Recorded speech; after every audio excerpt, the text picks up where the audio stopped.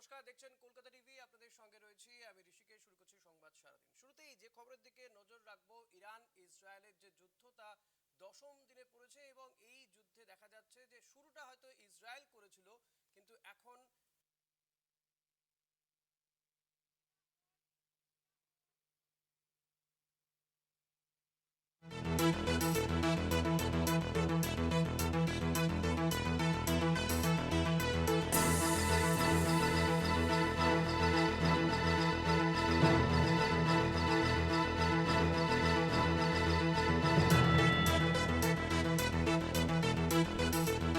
Iran ইসরায়েলের যে যুদ্ধ সেই যুদ্ধের দশম দিন এবং শুরুটা ইসরায়েল করলেও কিন্তু এখন যেভাবে ইরান ইসরায়েলের একের পর এক শহরকে গুড়িয়ে দিচ্ছে, তাতে কিন্তু এই যুদ্ধে অনেকটাই অ্যাডভান্টেজ জায়গাতে ইরান। এবার ইরানকে সবক শেখানোর জন্য ইরানের ওপরে আমেরিকার বোমা বর্ষণ বদলাচ্ছে কি যুদ্ধের চরিত্র? দীর্ঘদিনের বন্ধু ইরানের প্রতি ভারত সরকার এখনো নীরব। কাশ্মীর ইস্যুতে ভারতকে বারবার সহায়তা করেছে এই ইরান। মুসলিম দেশ হওয়া সত্ত্বেও ভারত পাক সংঘর্ষে পাকিস্তানকে সমর্থন করেনি এই ইরান। পাক সেনাপ্রধান মুনিরকে যেভাবে আপ্যায়ন করেছেন ট্রাম্প, তাতে অস্বস্তিতে ভারত। কোন জাতীয় স্বার্থে ভারত ইরানের পাশে দাঁড়াচ্ছে না, এই বিষয়গুলো নিয়েই আমরা আলোচনা করব, কথা বলবো। আমার সঙ্গে রয়েছেন নিউজ রুম থেকে আমাদের পলিটিক্যাল এডিটর আশিস চট্টোপাধ্যায়।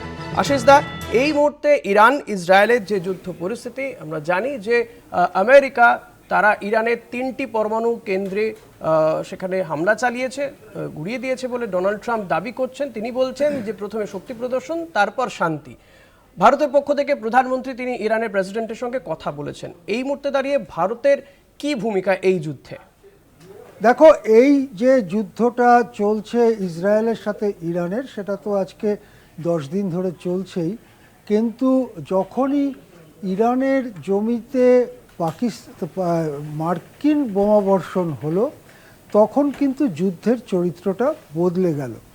এতদিন দুটো দেশের মধ্যে সামরিক সংঘর্ষ হচ্ছিল, এখন যেহেতু আমেরিকা একদম বিশ্বের কাছে ঘোষণা করেই ইরানে বোমাবর্ষণ করলো, তখন ইরানের সঙ্গে যুদ্ধরত হলো দুটি দেশ, ইসরায়েল এবং মার্কিন যুক্তরাষ্ট্র।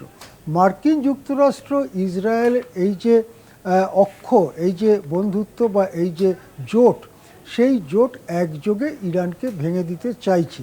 এবং এখানেই বিশ্বের বিভিন্ন দেশ, বিভিন্ন রাষ্ট্রপ্রধানরা তারা একে একে অবস্থান গ্রহণ করছেন।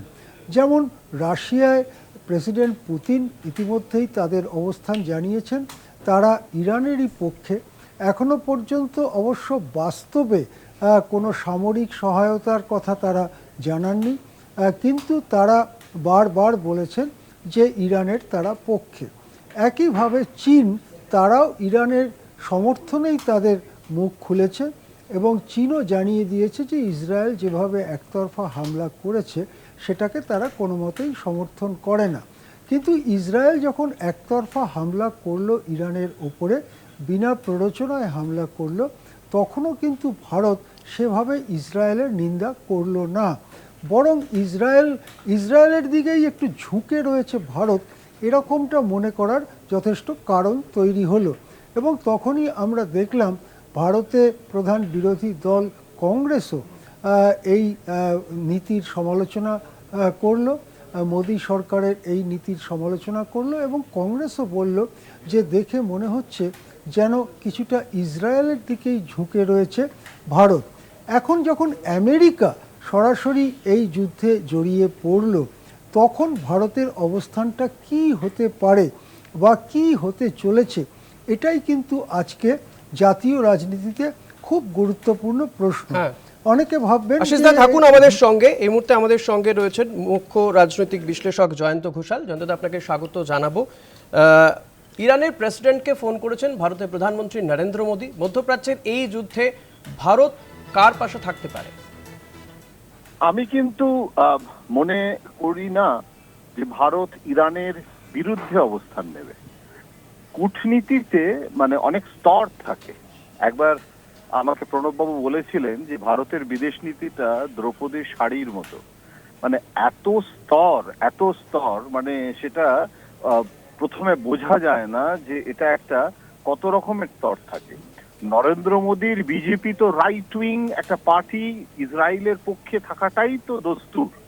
এতৎ সত্ত্বেও ইরানের পক্ষে মোদী ভোট দিয়েছে, বাজপেয়ী ভোট দিয়েছে, যেভাবে অতীতে কংগ্রেস ভোট দিয়েছে, তার কারণটা পাকিস্তানের প্রতিবেশী মানে আমাদের প্রতিবেশীর প্রতিবেশী ইরানকে চটানো, এবং সেটা যে আরো ভয়াবহ হতে পারে, এবং তেল কিন্তু ফেজড ম্যানারে কমানোর জন্য প্রবল মার্কিন যুক্তরাষ্ট্র এবং ইসরায়েলের চাপ থাকা সত্ত্বেও আমরা ইরানের কাছ থেকে কিন্তু তেল নেওয়াটা তো বন্ধ করিনি, এবং এখনো ইরানের সঙ্গে কূটনৈতিক সম্পর্ক আমাদের যথেষ্ট ভালো। এখন এই পরিস্থিতিতে আমার যেটা মনে হচ্ছে যে ন্যাম যেটা আমরা দুচ্ছাই করেছিলাম, এবং বিজেপির দিক থেকেও বারবার ন্যামকে গুরুত্ব না দেওয়ার ভাবনা এসেছে, এখন কিন্তু নব কলেবরে একটা জোট নিরপেক্ষ বিদেশ নীতিতেই আমরা ফিরে যাচ্ছি। এখন এই পরিস্থিতিতে ইরানকে মানে আমরা যদি একদম পুরোপুরি ইরানের পক্ষে মানে একটা অবস্থান নিয়ে নিই, তাহলে সেক্ষেত্রে মার্কিন যুক্তরাষ্ট্রের সঙ্গেও সরাসরি, বিশেষ করে যে মার্কিন যুক্তরাষ্ট্রের প্রেসিডেন্ট এখন ট্রাম্প, যিনি নিজেই ঘোষণা করেছেন যে তিনি বলেছেন আমি জানি না যে এই ইরানের সাথে যুদ্ধের এবং এই যে ইসরায়েল বনাম ইরানের যুদ্ধের কি পরিণতিটা দাঁড়াবে এবং আমেরিকা কি করবে, সেটাও ট্রাম্প বলছেন আগামীকাল কি হবে আমি জানি না। তাহলে মার্কিন প্রেসিডেন্ট নিজেই বলছেন, এবং মার্কিন প্রেসিডেন্টের ওপরে আস্থা রাখা, নরেন্দ্র মোদী তো এটা বুঝতে পেরেছেন যে ভারত এবং পাকিস্তানের সংঘর্ষ বিরতি নিয়ে কি ধরনের এম্বারাসমেন্ট ট্রাম্পের জন্য হচ্ছে এবং এখনো হয়ে চলেছে। আবার উনি নোবেল পুরস্কার পাওয়ার প্রসঙ্গেও ভারত পাকিস্তান টেনেছেন। সুতরাং এহেন মার্কিন যুক্তরাষ্ট্রকেও যেরকম আমি সম্পূর্ণ যদি তাকে বিরোধিতায় যাই, তাহলে আজকে মার্কিন যুক্তরাষ্ট্রের মতো একটা শক্তিশালী দেশের সাথে যেখানে বাণিজ্য নিয়ে মার্কিন যুক্তরাষ্ট্র এমন একটা নীতি নিয়েছে যেখানে আমেরিকান পাই যেটাকে বলে সেটাকে ক্রমশ মানে গুরুত্ব দিয়ে গ্লোবাল পাই, মানে ট্রাম্প কিন্তু একদিক থেকে দেখতে গেলে ক্রমশ আইসোলেটও হচ্ছে। তার কারণটা হচ্ছে যারা তার বন্ধু, কানাডা, মেক্সিকো, ইউরোপ, সবাইকে তো মানে আমেরিকা তো সবাইকেই চটিয়ে শুধু প্রো আমেরিকান লাইন নিতে গিয়ে আজকে ট্রাম্পেরও কিন্তু মানে এক ধরনের আইসোলেশনের রাজনীতি, সেটাও কিন্তু ট্রাম্প ডেলিভারেটলি করছেন।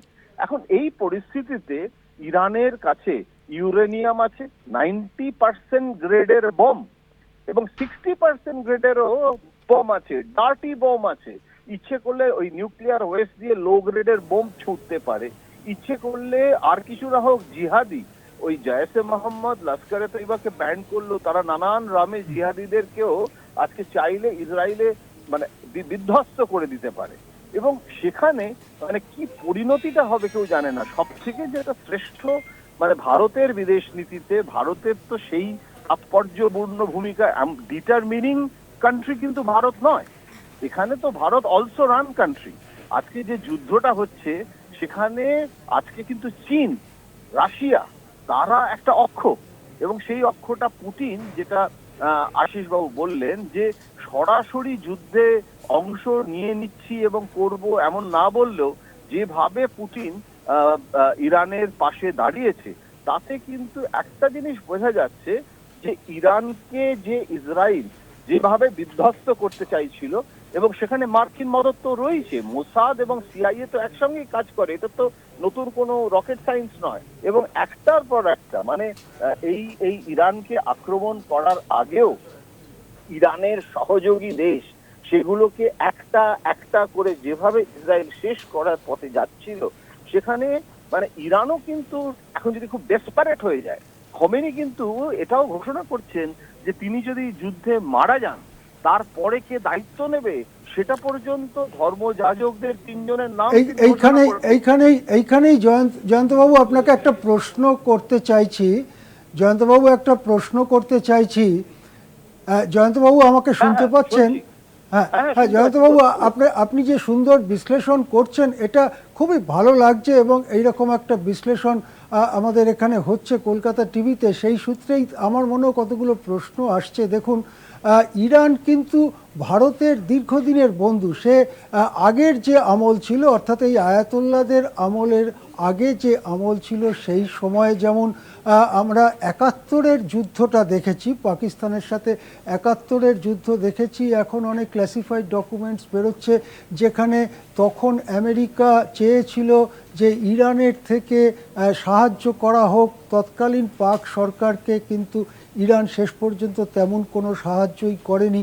সেই কথাটা যদি মনে করি, তখন আমেরিকা একেবারে পাকিস্তানের পক্ষে ছিল সেই ৭১-এর যুদ্ধের কথা। তারপরে যখন অর্গানাইজেশন অফ ইসলামিক কান্ট্রিজ বারে বারে কাশ্মীর ইস্যুতে ভারতকে বেকায়দায় ফেলবার চেষ্টা করেছে, তখন অনেক সময় দেখা গেছে যে ইরানের একটু ভিন্ন স্বর, সেইটা ভারতকে অনেকখানি অ্যাডভান্টেজ দিয়েছে। এছাড়াও ভারত তার থেকে যে ক্রুড পেট্রোলিয়াম আমদানি করে বা নানান ব্যাপারে ইরানের সঙ্গে ইদানিং একটু বাধাপ্রাপ্ত হয়েছে নানান নিষেধাজ্ঞার কারণে, কিন্তু এই যে দীর্ঘদিনের সম্পর্ক, সেই সম্পর্কটাকে মান্যতা দিতে এবং সেই অনুযায়ী অন্তত মৌখিকভাবে সরকারের পজিশন হিসেবে ইরানের ওপরে যে একতরফা ইসরায়েলের হামলা, সেটাকে তীব্র স্বরে বিরোধিতা ভারত কেন করতে পারছে না? আমি দুটো দিক আপনাকে একটু অনুরোধ করব যে একটু যদি আলোকপাত করেন। একটা হচ্ছে, এটা কি ভারতের অভ্যন্তরীণ বাধ্যবাধকতা, অর্থাৎ যে হিন্দুত্বের লাইন নিয়ে এই বর্তমান কেন্দ্রীয় সরকার চলছে, তার পক্ষে কি এরকম একটা কনফ্লিক্টে একটা মুসলিম দেশ এবং আরেকটি অমুসলিম দেশ, সেখানে একটা মুসলিম দেশের কে পুরোপুরি সমর্থন করাটা কি ভারতের অন্দরের রাজনীতির পক্ষে একটা সমস্যা তৈরি করতে পারে? এক। দুই হচ্ছে আরেকটা ইন্টারন্যাশনাল সিচুয়েশন, যেখানে আরব দুনিয়া এবং ইরানের চারপাশে যে আরব দেশগুলো রয়েছে, তাদের সকলের সাথে তো ইরানের সম্পর্ক খুব মধুর নয়, খুবই কমপ্লেক্স সেই সব সম্পর্কগুলো। কিন্তু সেই সব দেশগুলোর সাথেও ভারতের সম্পর্ক অনেক ক্ষেত্রেই ভালো এবং ভালো পরিমাণ বাণিজ্য হয়, লেনদেন হয়, আদান প্রদান হয়।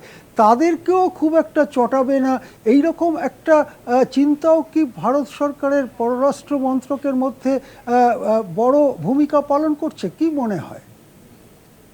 আমি একটু ভিন্নভাবে দেখি। তার কারণ আমি একটা জিনিস দিল্লিতে এই বিদেশ মন্ত্রক মানে প্রায় 40 বছর ধরে কভার করে দেখেছি, ভারতের এই চীন যেরকম, চীন বাংলাদেশ নিয়ে তাদের কি অবস্থান, এটা এক কথা বলা যায়।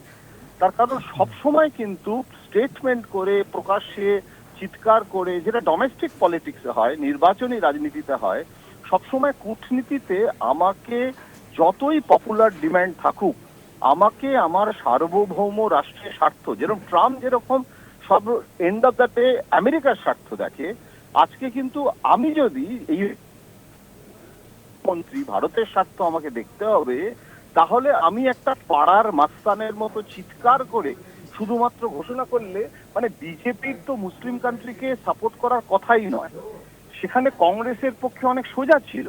ইসরায়েল যখন মনমোহন সিংকে ইরান যেতে বারণ করেছিল, কেননা দিল্লিতে ইরানের জঙ্গিরা ইসরায়েল এম্বাসিকে অ্যাটাক করেছিল দিল্লির রাজপথে, এটা সত্ত্বেও আমি গেছিলাম সেবার মনমোহন সিং এর সাথে ন্যামের সম্মেলনে যোগ দিতে সফরসঙ্গী হিসেবে, এবং তখন মনমোহন সিং শুনলো না ইসরায়েলের কথা এবং সেখানে গেল এবং বলল আমি ইরানকে বন্ধুত্ব আমি হারাতে পারবো না, এবং সেখানে তিনি গেলেন এবং তা ইসরায়েলের সাথে ভালো সম্পর্ক রেখেই। এইখানেই মজাটা, যে নরেন্দ্র মোদী কিন্তু যখন ইউক্রেন আর রাশিয়ার প্রবল যুদ্ধ, মানে একদম সেই বাইডেনের সময় থেকে ন্যাটো যখন ঝাঁপিয়ে পড়েছে, ট্রাম্প তো এসে বরং মীমাংসার কথা বলল, কিন্তু যখন যুদ্ধ হচ্ছে তখনও কিন্তু রাশিয়ার সঙ্গে নরেন্দ্র মোদী কিন্তু সম্পর্ক কিছুতেই খারাপ করতে রাজি হননি, বরং রাশিয়া গেলেন, পুতিনের সঙ্গে বৈঠক করলেন। এখন এইটাই হচ্ছে মজা, যে সবসময় কিন্তু নরেন্দ্র মোদী যদি আজকে ইরানের পক্ষে, আমি ইরানের পক্ষে আছি বললে, তার কনসিকুয়েন্সেস গুলো যদি আজকে আমেরিকা, চীনও তো সেটা করছে না, কিন্তু চীন তো রাশিয়ার সঙ্গেই তার মানে সুদৃঢ় সম্পর্ক, তবু তাতে স্তর থাকে।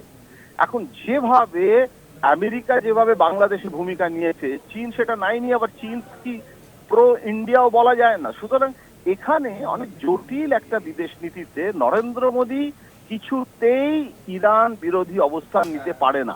এটা বিজেপির আইডিওলজিক্যাল পজিশন থেকে নয়, এটা ভারতের সার্বভৌম রাষ্ট্রের যে বিদেশ নীতি, সেই বিদেশ নীতি ইরেসপেক্টিভ অফ পার্টি লাইন।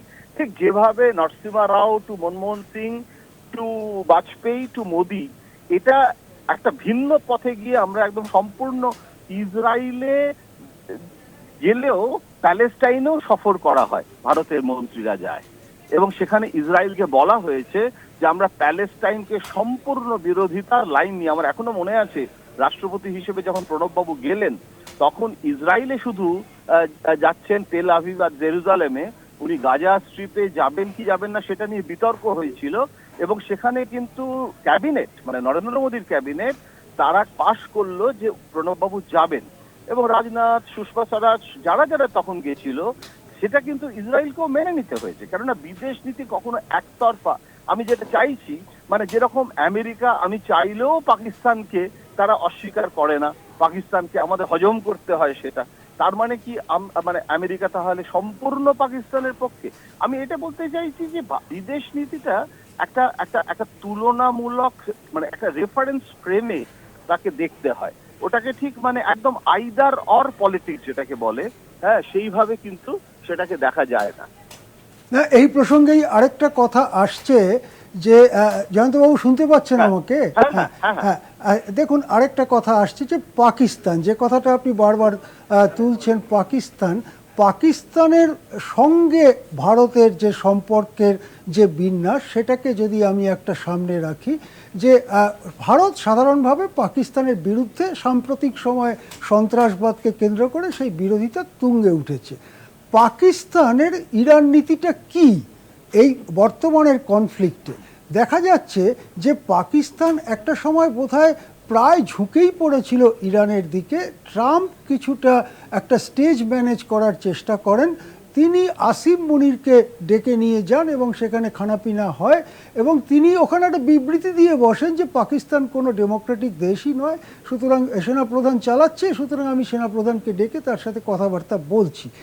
এরপরে যখন গত 24 ঘন্টার কথা এটা, যে যখন আমেরিকা বম্বিং রিয়েলি করলো, ইরানের মাটিতে আমেরিকার বোমা পড়লো, তারপরে কিন্তু পাকিস্তান আমেরিকার এই কাজটার তীব্র নিন্দা করেছে। তাহলে আমেরিকার এই কাজটার তীব্র নিন্দা করতে পারলো পাকিস্তান, সেখানে অবশ্যই একটা ওই মুসলিম ইউনিটির ইত্যাদি প্রশ্ন এসে যেতে পারে। সেক্ষেত্রে ভারতের নীরব থাকাটা, সেটা কি ভারতের অন্দরের রাজনীতির চাপে? আমার সেটা মনে হয় না শিববাবু, তার কারণটা হচ্ছে যে আমি মনে করি এটা খুব মোদির ম্যাচিওরড একটা ডিপ্লোমেসি। আমি মিডিয়ার লোক, আমি খুব খুশি হব, আমার লিড স্টোরি হবে মোদি যদি আজকে খুব গালিগালাজ শুরু করে দেয়। পাকিস্তানের সাথে ভারতের একেবারেই তুলনা চলে না, একটা 140 কোটি একটা বৃহত্তম গণতন্ত্রের দেশে তার কম্পালশন, বরং পাকিস্তান তো আজকে বেশি করে বলতে হচ্ছে, তার কারণ পাকিস্তানকে তার যে ট্রাম্পের প্যাচে পড়ে, কারণ ট্রাম্প যেটা করেছে ওনাকে ডেকে নিয়ে গিয়ে হোয়াইট হাউসে, সেটা কিন্তু যতটা না ভারত বিরোধিতার জন্য ট্রাম্প করেছে তার চেয়ে অনেক বেশি করেছে ইরানের যে পলিটিক্সটা, ইসরায়েল বনাম ইরানের পলিটিক্সে ইরানের সাথে পাকিস্তানের যে ঝগড়া, সেই ঝগড়া তো সুবিদিত, সেখানে সেই ঝগড়াটাকে উস্কে দিয়ে তাকে একটা বাণিজ্যিক লোভ দেখিয়ে দেওয়া, যে বালুচিস্তানের লোভ দেখিয়ে, কেননা সেখানে কপার আছে, সোনা আছে, লৌহ আকরিক আছে, মানে ক্রোমাইট আছে, সেখানে পাকিস্তানের যে অবস্থা, তাদের বাজেট করার টাকা নেই, সেখানে তাদের যা অবস্থা, তারা একটা ডেসপারেশনের মধ্যে রয়েছে আইএমএফ এর ঋণের জন্য, তার ফলে তারা একেবারে সম্পূর্ণ আত্মসমর্পণ করেছে ট্রাম্পের কাছে যে বিরোধিতাটা করেছে সেটা বরং অনেক বেশি মানে গ্যালারিকে এ করার জন্য। তার কারণটা হচ্ছে ওআইসি, যেটা অর্গানাইজেশন অফ ইসলামিক কান্ট্রি, এবং মুসলিম যে দুনিয়া, তাতে শিয়া সুন্নির বিরোধ থাকতে পারে, কিন্তু ইরেসপেক্টিভ অফ মানে মুসলিম কান্ট্রিজ, সেখানে পাকিস্তান যদি আবার সম্পূর্ণ একঘরে হয়ে যায় মুসলিম দুনিয়াতে, তাহলেও পাকিস্তানের বিপদ। সুতরাং পাকিস্তানের কিন্তু একটা catch-22 সিচুয়েশন, যেটা আমাদের নয়। We can afford to remain silent. যদি আজকে সেই পরিস্থিতি হয় তখন আমরা চিৎকার করে বলবো, যদি আমাদের লেজে আগুন লাগিয়ে দেওয়া হয়। এখনো পর্যন্ত সেই পরিস্থিতি হয়নি যে হনুমানের লেজে আগুন লাগিয়েছে লঙ্কা জ্বালিয়ে দিতে হবে। সুতরাং এখনো পর্যন্ত ভারতের বিদেশ নীতি ঠিক এটাই আছে। চিরকালীন বৈশিষ্ট্য, যে একটা অদ্ভুত সংযম স্থিতদি, যেটা অনেক সময় বলা হয় যে এটা মানে কিছুটা বুদ্ধিস্ট ফিলোসফির প্রভাবও ভারতের বিদেশ নীতিতে পড়েছে, নেহরুর লেখায় বারবার এসেছে। সুতরাং নেহরু তো শান্তিপথ যে নাম দিয়েছিলেন, তখনও উনি তো এইগুলোই বলতে চেয়েছেন যে আমরা কিন্তু মানে এই এমনকি পাকিস্তানের সঙ্গেও যুদ্ধ করতে গেলে উর্দু কবি বলেছেন যে তুমি তো এমন ছিলে না, আমি তো এরকমই, তুমি কেন এমন হও। তো সুতরাং আমাদের কিন্তু ভারতীয় বিদেশ নীতিতে সব সময় কিন্তু একটা, তার জন্য অনেক সময় সমালোচনা হয়, তাতে অনেক সময় সমালোচনা হয় যে এখন এখন আমাদের ভারতের একটা লেফট উইং অ্যান্টি আমেরিকানিজম জনমানসে আছে। অনেক পরিবর্তন হয়েছে, চাকরি বাকরি লিবারালাইজ 91-এর পর থেকে অনেক পরিবর্তন হয়েছে, তবু ভারতীয় ডিএনএতে, ডোমেস্টিক ডিএনএতে একটা অ্যান্টি আমেরিকানিজম আছে। কিন্তু ভারতের বিদেশ নীতি কিন্তু সেই কোল্ড ওয়ারের যে বিদেশ নীতি, সেখান থেকে তো এখন অনেক বেশি এগিয়ে এসেছে। এখনই এই মুহূর্তে আমি কিন্তু মনে করি এক নয়া জোট নিরপেক্ষ বিদেশ নীতি নিয়ে এগোচ্ছে ভারত, এবং সেটা কিন্তু ডোমেস্টিক বিজেপি, তৃণমূল, কংগ্রেস এই প্রিজমে দেখাটা ভুল হবে। এখন সেখানে কিন্তু যদি ভারতীয় স্বার্থকে আঘাত দেওয়া হয়, কালকে যদি ভারতীয় পণ্যের ওপরে এখন ট্রাম্প রেগে গিয়ে 50% তার বাড়িয়ে দেয়, মানে তার শুল্ক বাড়িয়ে দেয়, তখন কিন্তু আমেরিকার বিরুদ্ধে জিহাদ ঘোষণা করবে নরেন্দ্র মোদী। আর যাই হোক, বিদেশ মন্ত্রক থেকে কিন্তু ঘোষণা করে দিয়েছে যে আমরা আপনি যখন এই মধ্যস্থতা দেব না। ওআইসির কথাই বললেন, অর্গানাইজেশন অফ ইসলামিক কান্ট্রিজ, কিন্তু একটা সময় পিভি নরসিমহা রাওয়ের সময় যখন ভারত উদারনীতির পথে হাঁটছে, তখন এই কাশ্মীর ইস্যুতেই কিন্তু ওআইসি ভারতের বিরোধিতা করেছিল এবং গোটা বিশ্বে ভারতকে একটা কোণঠাসা করার চেষ্টা করছিল। সেই সময় ইরান কিন্তু ভারতের পাশে দাঁড়িয়েছিল। এই জায়গাতে দাঁড়িয়ে আপনি দীর্ঘদিন বিদেশ মন্ত্রক কভার করছেন, তো নরসিমহা রাওয়ের সময় ইসরায়েল এবং ইরান এই দুজনের সঙ্গে কিভাবে তাল মিলিয়ে চলতো ভারত? না, নরসিমহা রাও তো অসাধারণ, মানে বিদেশ মন্ত্রীও তো তিনি ছিলেন ইন্দিরা গান্ধীর, এবং তিনি নিজে একটা মুন্সিয়ানা দেখিয়েছিলেন প্রধানমন্ত্রী থাকার সময়। একটা আর্থিক উদারীকরণ শুরু হয়ে গেছে, মানে দীনেশ সিং বিদেশ মন্ত্রী, মানে এমন অবস্থা হয়েছে যে ইরানের সঙ্গে এনগেজমেন্টের জন্য অসুস্থ বিদেশ মন্ত্রীকে পাঠিয়ে দেওয়া হয়েছে, এবং সেখানে ইরানের তেহরানের মানে এয়ারপোর্টে হুইল চেয়ারে করে বিদেশ মন্ত্রী আলোচনা করছেন। আমার মনে হয় নরেন্দ্র মোদীর, আমি একজন সাধারণ মানে সাংবাদিক হিসেবে, এবং যেহেতু আমার আগ্রহ আছে এই আন্তর্জাতিক রাজনীতিতে, আমার মনে হয় দ্রুত একটা ইরানের সঙ্গে এনগেজমেন্টে যাওয়া উচিত। আমরা কিন্তু বরাবর ইরানের সঙ্গে আমাদের যে সম্পর্ক, ভুলে গেলে চলবে না যে খোমেনি যতই জনপ্রিয়তা হারান, তার ওখানে যতই মানে একটা সাংঘাতিক, উনি কিন্তু দেশের মধ্যে একটা ভয়ঙ্কর স্বৈরাচারী শাসক, কিন্তু যখন যিনি ইনকিলাব, সেই বিপ্লব হয়েছিল, তখন কিন্তু ভারতে এসেছিলেন সেই ইনকিলাব বিপ্লবের পর, এবং তখন কিন্তু মানে বাচ্চা ছেলেদের পর্যন্ত সঙ্গে তিনি সেখানে রাষ্ট্রপতি ভবন, মানে প্রচুর তার পাবলিক রিলেশন হয়। পরবর্তীকালে দেখা যায় তিনি জনপ্রিয়তা হারিয়েছেন। এখন যেটা মানে কূটনৈতিক সূত্রে, সাউথ ব্লক সূত্রে জানা যাচ্ছে যে ভেতরে ভেতরে, যেটা বাইরে তো একটা মেগাফোনের রাজনীতি হয় কূটনীতিতেও, কিন্তু সেটা তো মানে খবরের কাগজের হেডলাইন হয়, কিন্তু আসলে একটা ট্র্যাক টু চলছে যে যেহেতু জনপ্রিয়তা খোমেনির ডোমেস্টিক পলিটিক্সে, সেখানে আবার একটা অপোজিশন এবং নানান রকমের শক্তি, সেখানে কিন্তু যুদ্ধের বদলে একটা শাসক বদলের চেষ্টা শুরু হয়েছে, এবং সেখানে যদি একটা বিরোধী দলকে তো কার্যত করে রেখেছে, মানে খোমেনি তো মাথায় চারা দিচ্ছে না, তারা কিন্তু যুদ্ধ বিরোধী, ইরানের ভেতরেও কিন্তু আবার একটা যুদ্ধ বিরোধী গোষ্ঠী তৈরি হয়েছে। এখন সেটাও কিন্তু দেখা হচ্ছে যে যদি কোনোভাবে, এটা একটা আমেরিকান প্রচেষ্টা বলা যেতে পারে, এখন সেই প্রচেষ্টা, কেননা এই যে বোম্বিংটা আমেরিকা, এগুলো হচ্ছে পেশির আস্ফালন, মানে এটা যদি না করা হয় তাহলে আমেরিকার যে ডোমেস্টিক অডিয়েন্স তারাও দেখছে, এবং বিশ্বের কাছে আমেরিকার যে হেজেমনি ছিল, যে ওয়ার্ল্ড অর্ডারকে আমেরিকা নিয়ন্ত্রণ করে, সেটাই তো আজকে নষ্ট হয়ে গেছে। আজকে তো আমরা বলছি যে ট্রাম্প আর নিয়ন্ত্রণ করছে না, একটা পলিসেন্ট্রিক দুনিয়া, এবং সেখানে আগের মতো সেই আমেরিকার একক ক্ষমতা নেই। এখন এই পরিস্থিতিতে নরসিমহা রাও যেভাবে মুন্সিয়ানা দেখিয়েছিলেন, তা পরেও যেভাবে ইরানের সঙ্গে একসঙ্গে একটা দড়ির ওপর দিয়ে আমরা হেঁটেছিলাম, সেইখানে একটা প্রশ্ন চিহ্ন আছে যে সেটা নরেন্দ্র মোদী পারবেন কিনা। কেননা এখানে যেটা আশিস বাবু বলছেন যে বিজেপির একটা সমস্যা রয়েছে, যে বিজেপি আরএসএস সংঘ পরিবার, যেটা চাপের কথা আশিস বাবু বলছিলেন, যে একটা right wing compulsion, anti Palestine, pro Israel, এই যে টিলটা ডোমেস্টিক পলিটিক্সে থাকতে পারে, কিন্তু সেখানে কিন্তু বিদেশ নীতি, আমি বারবার বলছি না যে অনুপ্রবেশ তো একটা মস্ত বড় ডোমেস্টিক ইস্যু, কিন্তু বাংলাদেশের সাথে এনগেজমেন্ট, ইউনূসের সঙ্গেও তো নরেন্দ্র মোদীকে দেখা করতে হলো, দেখা করবে না বলেও, সেখানে তো জামাত নিয়ন্ত্রিত ইউনূস বলে ইউনূসের সাথে এনগেজমেন্ট হলো, তার ইউনূসের নতুন হাই কমিশনার পর্যন্ত দিল্লিতে তিনি এলেন, রাষ্ট্রপতির সাথে দেখা করে ফেললেন, ইউনূসের হাই কমিশনার পশ্চিমবঙ্গের মুখ্যমন্ত্রীর কাছে তাকে পাঠানো হচ্ছে দেখা করার জন্য আগামীকাল। এখন এইগুলো কেন হয়? তাহলে তো আমরা বিদেশ নীতিতে কিন্তু ডোমেস্টিক পলিটিক্সের সাথে একভাবে দেখাটা সেখানে একটা ভুল হয়। নরসিমা রাও সেটা দেখতেন না। এখন নরেন্দ্র মোদী পারবেন কিনা সেটা 10 দিন হয়ে গেছে। নরেন্দ্র মোদীর একদমই আপনি থাকুন আমাদের সঙ্গে, এবং আশিস দা আপনিও থাকুন আমাদের সঙ্গে। আমাদের সময় হয়ে গেছে ছোট্ট একটা বিরতি নেওয়ার। বিরতির পরেই আমরা ফিরে আসছি এই আলোচনায়, এবং আরো অনেক আপডেট নিয়ে জয়ন্ত দা, আশিস দাও থাকছেন, আপনারাও থাকবেন অতি অবশ্যই। একটা ছোট্ট বিরতি নেব, সঙ্গে থাকবেন। ফিরে এলাম বিরতির পর। আপনারা শুনছিলেন যে ইরান ইসরায়েলের যুদ্ধ, এবং তারপরে আমেরিকা যেভাবে ইরানের পরমাণু ঘাঁটি, 3টি পরমাণু ঘাঁটিতে যে হামলা চালিয়েছে, তারপরে কিন্তু ইরানও কোনোভাবেই দমবার পাত্র নয়। যদিও মার্কিন প্রেসিডেন্ট ডোনাল্ড ট্রাম্প তিনি বলছেন যে এর পরেও যদি ইরান যুদ্ধ না থামায় তাহলে কিন্তু আরও ভয়াবহ হতে পারে, শান্তি ফিরতে হবে, শান্তি ফেরাতে হবে, তিনি এই আহ্বান জানাচ্ছেন। কিন্তু আয়াতুল্লাহ খামেনি তিনি বলছেন, তিনি না দমে গিয়ে তিনি বলছেন কিন্তু যুদ্ধ তারা বন্ধ করবেন না। আর এই অবস্থায় ইরানের প্রেসিডেন্টের সঙ্গে কথা বলেছেন ভারতের প্রধানমন্ত্রী। আমরা এই বিষয়গুলো নিয়ে আলোচনা করছি। আমাদের সঙ্গে রয়েছেন আমাদের মুখ্য রাজনৈতিক বিশ্লেষক জয়ন্ত ঘোষাল, রয়েছেন পলিটিক্যাল এডিটর আশিস চট্টোপাধ্যায়।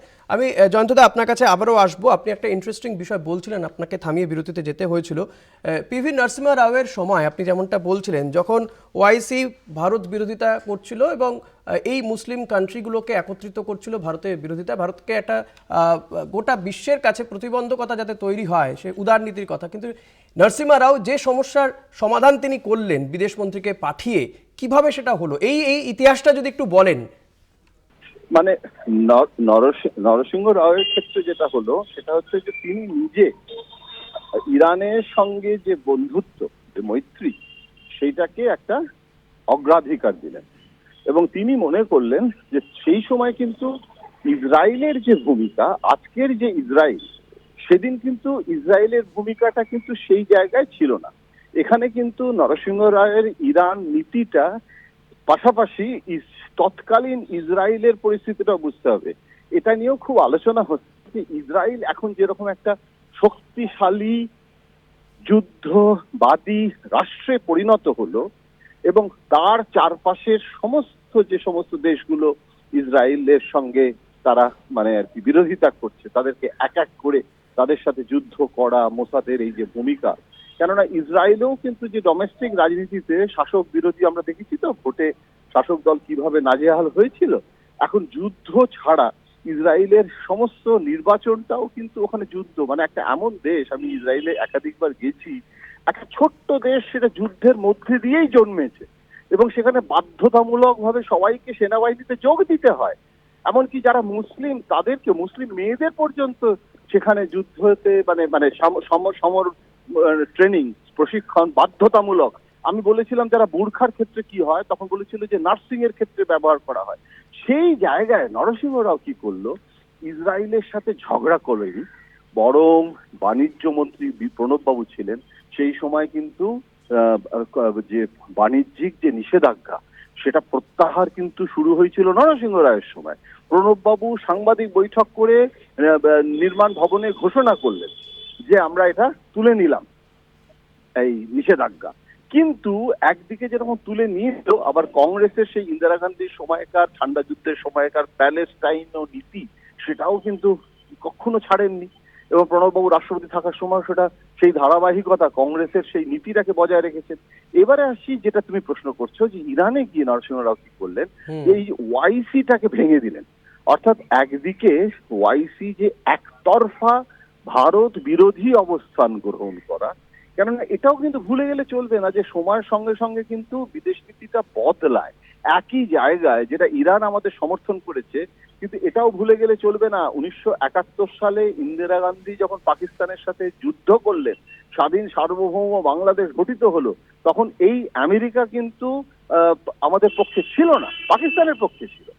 এবং চীন, তারা কিন্তু আমাদের পক্ষে ছিল না এবং বিরোধিতা করেছিল। তাহলে আমেরিকা এবং চীনের বিরোধিতা থাকা সত্ত্বেও ইন্দিরা গান্ধী বাংলাদেশটাকে সার্বভৌম রাষ্ট্রের মানে মুক্তিযুদ্ধকে সমর্থন করে পাকিস্তানের সাথে লড়েছিলেন। আজকে সেই পরিস্থিতি নেই। আজকে চীন এবং আমেরিকা সেই জায়গায় নেই। জয়ন্তদা, আপনাকে একটু ইন্টারাপ্ট করে ইরানে- বলছি, আমি আসলে ওইটা জানতে চাইছিলাম, আমাদের দর্শকদের উদ্দেশ্যে জানাবার জন্য বলছিলাম, এই যে তৎকালীন বিদেশমন্ত্রীকে পাঠিয়েছিলেন নরসিমহা রাও, তখন বিদেশমন্ত্রী অসুস্থ ছিলেন, কিন্তু তাকে তেহরানে পাঠানো হয়েছিল এবং বিমানবন্দরে একটা বৈঠক হয় যেখান থেকে একটা সমাধান সূত্র বেরিয়ে আসে, ইরান ভারতের পাশে দাঁড়ায়, সেটা একটু যদি বলেন।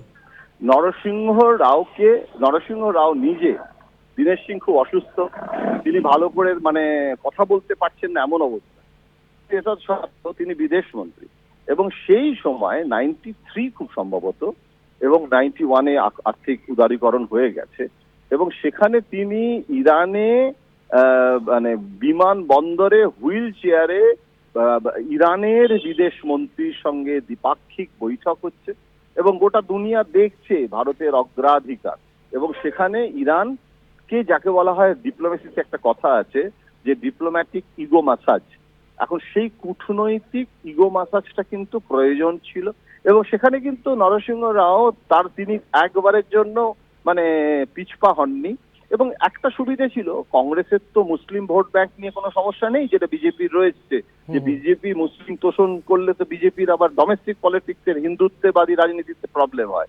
এখন সেই জায়গাটাই এখন সব থেকে অগ্নি পরীক্ষা, যে নরসিংহ রাও দীনেশ সিং এরকে দিয়ে যে জিনিসটা করেছিলেন এবং তারপরে কি হলো, ইরান কি করলো, ওই বৈঠকের পর ইরান ভারতের পাশে শুধু দাঁড়ালো তাই নয়, মানে রীতিমতো মানে OIC মানে অর্গানাইজেশন অফ ইসলামিক কান্ট্রিজের যে বৈঠক হলো, সেই বৈঠকে প্রকাশ্যে ইরান ভারতের পক্ষে অবস্থান নিল এবং পাকিস্তানের বিরুদ্ধে ইরান মানে কনসিস্টেন্টলি বক্তব্য রাখলো এবং তারা বলে দিল যে আমরা এই এই এই অবস্থানে ভারতের পাশে আছি।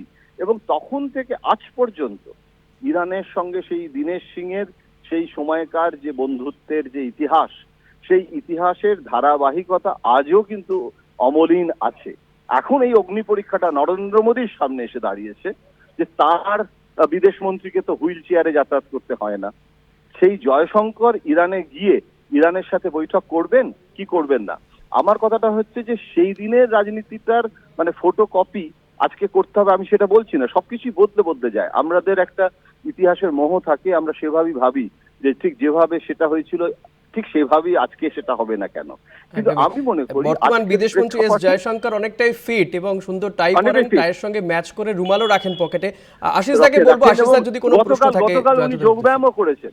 একদমই জয়ন্তবাবু, আমি যে দুটো কথা বলতে চাইছি, একটা হচ্ছে সেদিনকার ব্যাপারে, মানে অতীতের ব্যাপারে, যখন পোখরান পরমাণু টেস্ট হলো ভারতে, তখন ভারতের বিরুদ্ধে পশ্চিমী দুনিয়ার থেকে নানা নিষেধাজ্ঞা, নানান সমস্যা ইত্যাদি হলো। সেই সময়তে ইরানের সঙ্গে একটা সহযোগিতার ভিত্তিতে ভারতীয় মুদ্রায় ব্যবসা করতে পেরেছিল, ইউরোর মাধ্যমে ইউরোপের মাধ্যমে ব্যবসা করতে পেরেছিল। সেই যে দিনগুলো, সেই সময় যে ইরানের সঙ্গে ভারতের যে সুদৃঢ় সম্পর্ক স্থাপিত হয়েছিল, সেই দিকটা যদি ভাবি, বা বিভিন্ন সময় যখন সংকট এসেছে তখন ইরানের সঙ্গে যে আমাদের সম্পর্কের ক্ষেত্রে ভারত বেনিফিটেড হয়েছে, সেই কথাটা যদি ভাবি, পাশাপাশি যেহেতু কমন বর্ডার রয়েছে ইরানের সাথে পাকিস্তানের সাথে ইরানের সম্পর্কটা তো খুব বন্ধুত্বের সম্পর্ক নয়, বরং বেশিরভাগ সময় নানান ক্ল্যাশ এবং নানান বিরোধিতার সম্পর্কই রয়েছে। সেই দিক থেকে তাকিয়ে আজকে ভারতের যে অবস্থানটা, সেই অবস্থানটা কি খুব বুদ্ধিমত্তার সঙ্গে নেওয়া হচ্ছে বলে মনে হয়?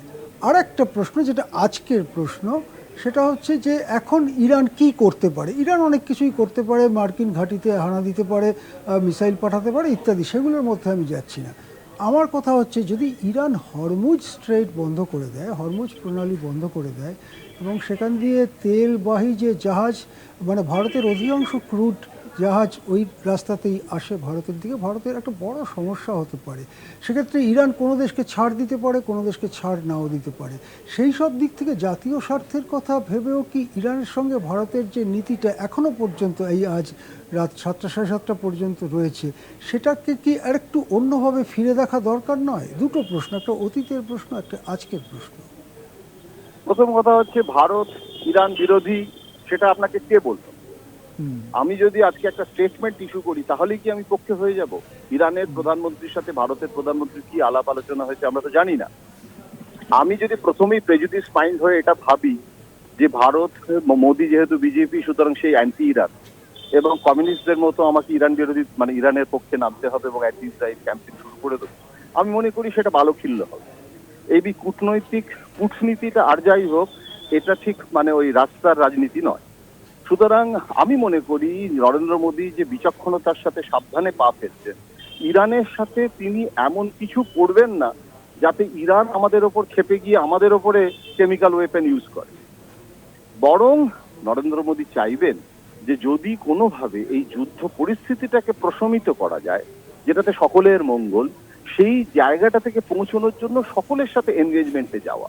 ইরানের অ্যাম্বাসাডার, তার সাথে বৈঠক হচ্ছে দিল্লিতে, এবং দিল্লিতে ইরানের সঙ্গে যে দৌত্যটা, সেই দৌত্যটা আমার নিজের ধারণা এখন আরো আগামী 2-3 দিনে আরো বাড়বে। এবং ইরানে জয়শঙ্কর যদি যান, মানে মানে এখন তো যুদ্ধ পরিস্থিতি চলছে, সেই কারণে ওখানে তো যাওয়াটার ওরকম সম্ভব নয়, কিন্তু একটা ডিপ্লোম্যাটিক এনগেজমেন্ট যেটা পাকিস্তানের সঙ্গে যেটা নেই, সেটা তো ইরানের সাথে তো ডিপ্লোম্যাটিক রিলেশনশিপ মানে অত্যন্ত ভালো জায়গায় রয়েছে। বরং আমার মনে হয় যে ইসরায়েলের সঙ্গে যে বন্ধুত্ব, সেই বন্ধুত্বর ব্যাপারে ইরানের পক্ষে যাওয়ার থেকেও সেই বন্ধুত্বর প্রশ্নটাতে অত্যন্ত বেশি মানে আর কি আগ্রহ প্রকাশ বা ইসরায়েলের সেটা করা উচিত নয়। বরং সেখানে ইসরায়েল যেভাবে একটা যুদ্ধ পরিস্থিতি তৈরি করেছে সেটার ব্যাপারে বরং নিন্দা করলে ইরানের পক্ষে অনেক বেশি পাশে থাকা যাবে। এবং সেইটা ইসরায়েল প্রেমটাকে প্রকাশ্যে এখন সেটাকে কিন্তু বিজেপির সংঘ পরিবারের হিন্দুত্ববাদী রাজনীতি যাই হোক না কেন, এখানে নরেন্দ্র মোদী বাজপেয়ী নন। সেখানে কিন্তু বাজপেয়ী আরএসএস এর তোয়াক্কা না করে তিনি কিন্তু পাকিস্তানের সাথেও বন্ধুত্ব করেছেন। আগ্রা সামিটে পারভেজ মোশাররফকে পর্যন্ত ডাকার সময় আরএসএস বিরোধিতা করেছিল যে যারা কার্গিল করলো তাকে ডাকছো কেন, এবং মিলিটারিকে তুমি বৈধতা দিচ্ছ। এ তৎসত্ত্বেও বাজপেয়ী কিন্তু বলেছিল যে সভারিন কান্ট্রি টু সভারিন কান্ট্রি রিলেশনশিপ আমাকে রাখতে হবে। এই জিনিসটা নরেন্দ্র মোদী পারবে কিনা সেটা আমি কি করে বলবো এই মুহূর্তে, কিন্তু বিদেশ নীতির একটা মজা আছে যেটা আমাদের ভারতের স্ট্রেংথ, যে ইরেসপেক্টিভ অফ পার্টি লাইন আমরা কিন্তু আজকে বিদেশ নীতিটাকে সবাই সমর্থন করি, যে কারণে সংসদের এত ডেলিগেশন পাকিস্তানের ইস্যুতে যেভাবে গেছে। আমার নিজের ধারণা ইরানের ইস্যুতে নরেন্দ্র মোদী এমন কিছু করবেন না যেটাতে এই all party consensus on foreign policy সেটা নষ্ট হয়ে যায়। সেটা নষ্ট হয়ে গেলে সব থেকে বেশি ভিকটিম তো নরেন্দ্র মোদী নিজে হবেন। সুতরাং এখানে কিন্তু বিজেপির সংঘ পরিবারের ডোমেস্টিক পলিটিক্স থেকে তিনি মানে প্রকাশ্যে বাজপেয়ীর মতো তিনি করতে পারবেন না। তিনি স্কাল ক্যাপ কোনোদিন পড়েন না নরেন্দ্র মোদী। সুতরাং তাকে সেই মানে তিনি নিজেই বাজপেয়ী, তিনি নিজেই আডবাণী, 2 in 1। এখন সেখানে নরেন্দ্র মোদী কতটা পারবেন না, কিন্তু ইতিমধ্যেই তো আমরা তো দেখছি যে নরেন্দ্র মোদী মুখে এখানে ডোমেস্টিক পলিটিক্স যাই করুন না কেন, সৌদি আরবের সাথে শুরু করে দুবাই থেকে শুরু করে উনি যেভাবে এমনকি টার্কির ইস্যুতে উনি সম্প্রতি যে সফর করলেন এবং যা করলেন, তাতে একটা জিনিস এমনকি পাকিস্তানের সঙ্গেও আলাপ আলোচনার একটা ট্র্যাক টু প্রক্রিয়া শুরু হয়েছে, সেটা তো সংবাদপত্রে প্রকাশিত হচ্ছে। সুতরাং একটা কম্পালশন আছে এখানে, কিন্তু কম্পালশনটা ওই দীনদয়াল উপাধ্যায়ের ইন্টিগ্রাল হিউম্যানিজমের থেকে অনেক বেশি গুরুত্বপূর্ণ। সেই ডিপ্লোম্যাটিক কম্পালশনে আমরা ইরানের বিরোধিতার লাইন দিতে পারবো না, এটা আমার নিজের ধারণা। সাবজেক্ট টু কারেকশন সবসময়, কিন্তু সাউথ ব্লকও বলছে যে অলরেডি ইরানের অ্যাম্বাসাডারের সাথে কথা হচ্ছে। ইরান আজকে যদি ইরানের প্রধানমন্ত্রীর সাথে আলাপ আলোচনা যে হয়েছে, ফোনে যে কথা হলো, এটা ইটসেলফই তো একটা খুব পজিটিভ ঘটনা। কূটনীতিতে কিন্তু ফোন আলাপ সবসময় খুব গুরুত্ব পায়। আজকে যদি সেই কলহ প্রিয় হতো নরেন্দ্র মোদী ইরানের ইস্যুতে, তাহলে কখনোই ফোনের কথাটা তো মানে আজ সেটার প্রচারও করা হতো না, বাইরে আমরা জানতেই পারতাম না, সেটা তো গোপন রাখা হলো না। তার মানে নরেন্দ্র মোদী এই পারসেপশন তো দিচ্ছেন যে তিনি ইরানের সঙ্গে কথা বলছেন। আমার সে কারণে মনে হয় কূটনৈতিক বাধ্যবাধকতায় এই দড়ির ওপর দিয়ে হাঁটা কঠিন লড়াই, মানে একটা পরিস্থিতি, যুদ্ধটাকে প্রশমিত করাটা একটা আন্তর্জাতিক চাপ রয়েছে। এবং সেটা ট্রাম্প যতই হুঙ্কার দিক না কেন, যতই বোমা ফেলুক, এটা একটা বেশি আস্ফালন হয়েছে। কিন্তু ওই ওয়ান স্টেপ ফরওয়ার্ড, তারপরেই কূটনীতিতেও 2 স্টেপস ব্যাকওয়ার্ড হয়।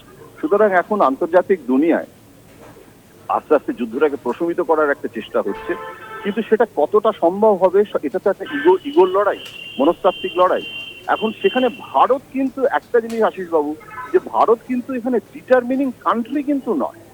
আমরা আমাদের সার্বভৌম স্বার্থটাকে রক্ষা করে সাবধানে পা ফেলা, যাতে কোনোভাবেই আমাদের ইরান আমাদের বন্ধু থেকে শত্রু না হয়ে যায়। এবং ইসরায়েলের সাথে আমরা কৃষি প্রযুক্তি করি, আমরা ওই স্টার্ট আপ নেশন করি, সবকিছু ঠিক আছে। আমরা কিন্তু তাই বলে আমরা তো অ্যান্টি প্যালেস্টাইন পজিশন নিয়ে অ্যান্টি মানে ইসরায়েলও যেমন হচ্ছি না, সেরকম ভাবে আমরা ইসরায়েলের পক্ষে গিয়ে আমরা সম্পূর্ণ মানে গাজা স্ট্রিপে দাঁড়িয়ে অ্যান্টি প্যালেস্টাইনও কিন্তু স্ট্যান্ড ইন্ডিয়ান ফরেন পলিসি নাইনি অফিসিয়াল। এখানে একটা মজা আছে, একটা গ্রে এরিয়া আছে। সেটাই আমি বলতে চাইছি যে ডোমেস্টিক পলিটিক্সের প্রিজম দিয়ে এই ফরেন পলিসিটা বোঝা যায় না সবসময়। জয়ন্তদা, আমাদের অনুষ্ঠান শেষ করব। আপনার কাছে আমার শেষ প্রশ্ন, আপনি এই বিষয়টা নিয়ে যদিও কিছুটা বলেই ফেলেছেন অলরেডি, তবু বলবো এই যুদ্ধে এন্ট্রি হয়েছে আমেরিকার। ইরানের 3টি পরমাণু ঘাঁটিতে হামলা চালিয়েছে আমেরিকা। এক্ষেত্রে নরেন্দ্র মোদীর অবস্থান কি হতে পারে? বন্ধু ট্রাম্পের পাশে থাকবেন নাকি ইসরায়েলের পাশে? এর সঙ্গে আরেকটু যোগ করব আমি, ডোনাল্ড ট্রাম্প কি গোটা বিশ্বজুড়ে একটা অস্বস্তি তৈরি করতে চাইছেন কোথাও গিয়ে? যা পরিস্থিতি তৈরি হচ্ছে, একের পর কখনো কখনো শুল্ক নিয়ে দেখছি শুল্ক যুদ্ধ হচ্ছে, কখনো আবার এভাবে যুদ্ধে তিনি সরাসরি যুক্ত হয়ে পড়ছে আমেরিকা, যদিও জেডি ভান্স বলছেন যে আমেরিকা এভাবে যুদ্ধে লিপ্ত হতে চায় না।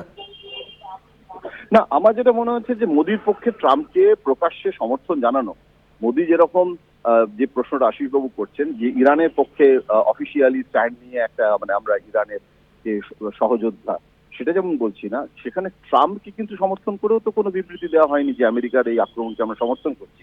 উল্টে আমেরিকা আমাদের একটা অস্বস্তির কারণ, তুমি যেটা বললে আমি সম্পূর্ণ একমত।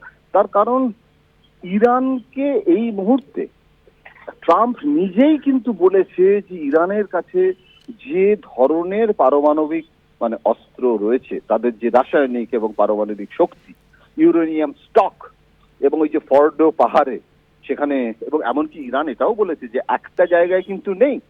সুতরাং আমেরিকা অ্যাটাক করেও কিন্তু নিউক্লিয়ার যে ফ্যাসিলিটি সেটাকে ধ্বংস করতে পারবে না, কারণ বিভিন্ন জায়গায় ওরা ছড়িয়ে রেখেছে। সুতরাং ফর্ডো পাহাড়ে সব একসঙ্গে ধ্বংস করা যাবে না, এটা ইরান জানিয়ে দিয়েছে। সুতরাং এখন কিন্তু এই জিনিসটা মনে রাখতে হবে যে বিভিন্ন জায়গায় ওই যে মানে ওই যে ন্যাটানস, তারপরে ইস্পাহান, তারপরে ফর্ডো, এখন কত আমেরিকা বোম ফেলবে। এবং ইরান কি করতে পারে, যেটা আমি বলছিলাম, যে যদি 90% বোম গ্রেড দিয়ে উড়ায়, যদি 60% আছে, এমনকি শুধু ডার্টি বোম, মানুষ মরবে না, কিন্তু ইসরায়েলের সমস্ত রিয়েল এস্টেট, যত এস্টাবলিশমেন্ট সব ধ্বংস হয়ে যাবে। ইকোনমিক অবস্থাকে ইরানের তেল আভিভকে শেষ করে দেবে, শেয়ার মার্কেট শেষ করে দেবে, এবং সুইসাইডাল স্কোয়াড পাঠাবে ইরান। তার কাছে সেই শক্তি রয়েছে, জিহাদি শক্তি রয়েছে। সুতরাং এটা তো ট্রাম্পের মানে এক ধরনের মানে কি বলবো, এটাকে ছেলে মানুষই তো বলা যায় না, এত বড় একটা মানে দেশ, তার এত বড় একটা রাষ্ট্রনায়ক, কিন্তু এই যে অ্যান্টি ইরান ডেসপারেশন যেটা দেখাচ্ছে আমেরিকা, সেইটা আর যাই হোক ভারত সেটাকে কিছুতেই সমর্থন করতে পারে না। কেননা সেটা, যেটা আশিসবাবু যেমন বললেন, যে সেটা কিন্তু আমাদের ভারতের উপরেও কিন্তু সেই আঘাতটা এসে যেতে পারে যদি আমরা অত্যন্ত বেশি মানে আর কি আমেরিকা পন্থী হয়ে উঠি, এবং সেটা কিন্তু বিপদের কারণ হয়ে যাবে। সুতরাং আজকে কিন্তু আমরা কিছুতেই ট্রাম্প যদি এরপরে আরো এগোয়, এবং পুতিন এবং চায়না তাদের সাথেও তো ভারতের সম্পর্ক ভালো, এবং চায়নার সাথে এত আমরা জানি যে যুযুধান দুই পক্ষ, তবু কিরকম স্তর থাকে যে চীন কিন্তু বাণিজ্যের ইস্যুতে, আমি বারবার বলছি না যে এটা একটা আইসোলেশনের পলিসিতে আমেরিকা যেতে গিয়ে চীন রাশিয়া তো বটেই, ইউরোপ কানাডা মেক্সিকো যারা আমেরিকার বন্ধু রাষ্ট্র তাদের সঙ্গে আমেরিকা সম্পর্কের মানে বিষময় হয়ে উঠছে। এবং সেখানে চীন বলছে ভারতকে যে চলো আমরা একসাথে ট্রেড ফ্রন্টের লড়াই করি।